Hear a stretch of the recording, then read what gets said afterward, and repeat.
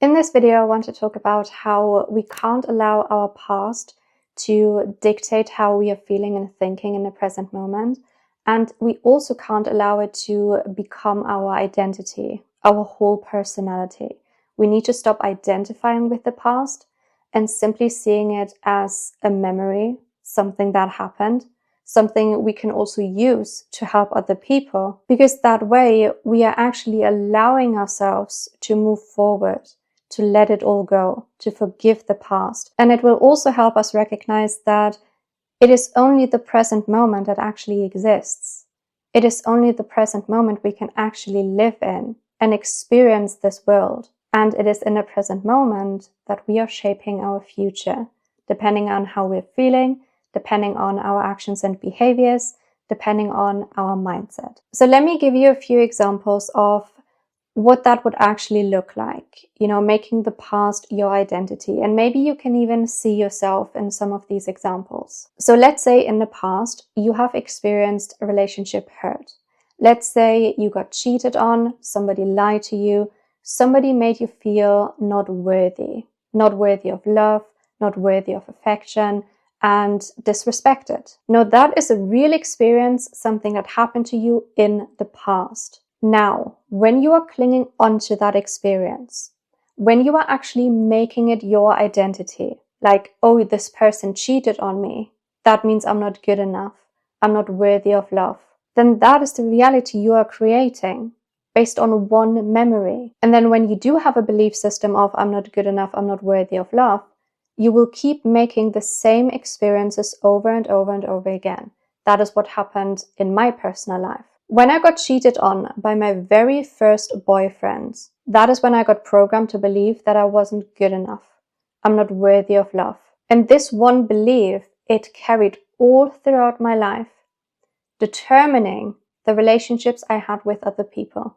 And you guessed it, those relationships were not good, because you attract what you are sending out. When you are sending out, I'm not good enough, I'm not worthy of love, that is what you're attracting every single time. What I should have done when I was 14, I believe, and my first boyfriend cheated on me, somebody should have just sat me down and explained to me that person was suffering, and that is why he decided to cheat on you, because he didn't know any better. Nobody's ever taught him how to be in a happy and harmonious relationship. His parents are probably not in a happy and harmonious relationship. And that is why he's projecting all of that onto you. And that way, I would have never gotten the belief that I'm not worthy of love, not good enough. And that way, I wouldn't have made that experience as my identity, my personality. Because for about 15 years, I walked this earth with the identity, I'm not lovable and I'm not good enough. And who actually wants to make that their identity? But I did it subconsciously because I had no idea what I was doing. Or to give you a different example, I was with my family recently, and one of my family members, he ordered pizza, and they live up a hill. So he had to walk down that hill to get to the person who delivered the pizza. And then before he left, I said to him, oh, your sister is coming back from work soon. I think you will see her, and then she can take you back up the hill so you don't have to carry that pizza all the way up again. And then he said to me immediately, that was his first response, no, I'm never that lucky. That will not happen. And then lo and behold, he actually went down there, got the pizza. His sister arrived pretty much at the same time, so she should have seen him. There was absolutely no way for her not to see him. But somehow they actually missed each other.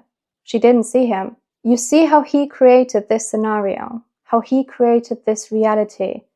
Him saying, no, I'm not that lucky. Good stuff like that never happens to me. That is what he's sending out into this world.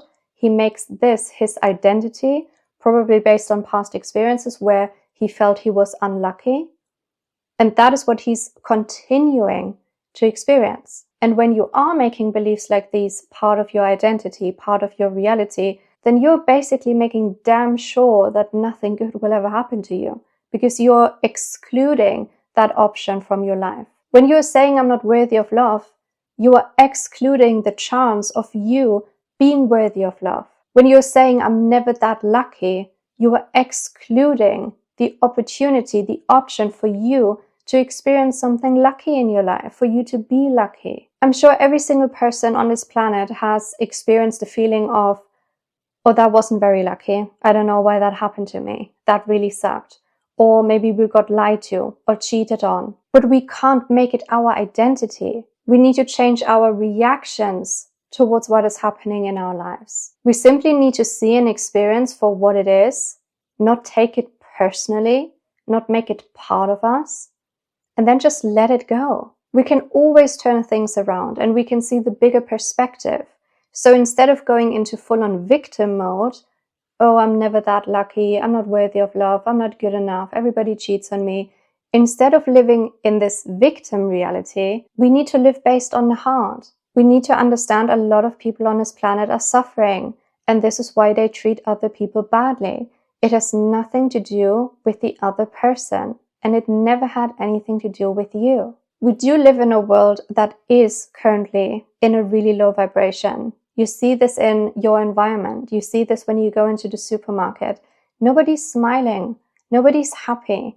Nobody's being respectful or polite to the people working there. Everybody's just looking miserable. No matter where you go, you see misery everywhere because everybody's living in victim consciousness. Everybody believes they are the victim of their own reality. They're the victim of what happened in the past. And that is what we have to change. But we can only change it individually. And by you changing it about yourself, you are inspiring other people to do the same. So yeah, let's say for the past 10 years, you've only dated people who cheated on you and lied to you, who made you feel like you're not good enough. All your friends, they know the stories about that. But now you can change. You can actually say, okay, I understand what was happening. I understand I had these limiting beliefs. This is why I attracted certain situations, certain people. But now I'm actually going to change. I'm going to say no to all of these toxic relationships. I'm going to be loving and kind to myself. And then I'm going to attract a beautiful relationship. Can you imagine how many people in your direct environment you're going to inspire with this story? How many people are going to look at you and be like, oh wow, how did you do this? Your demeanor has changed.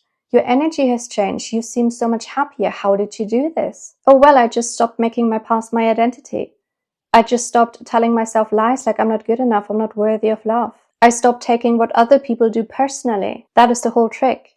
Behind all of this, you can change, but you have to be committed to change. And it all starts by forgiving and letting go of the past, living in the present, and creating this awareness of what your mind is telling you on a daily basis. If it's negative, you let it go. You change it to something positive because that is what you want to create. And when you are living life no longer in victim consciousness, but instead in a high, beautiful vibration, you are changing everybody else around you without them even having to do anything because they will feel your energy. When you enter a room and you feel joy and happiness, other people will feel your joy and happiness.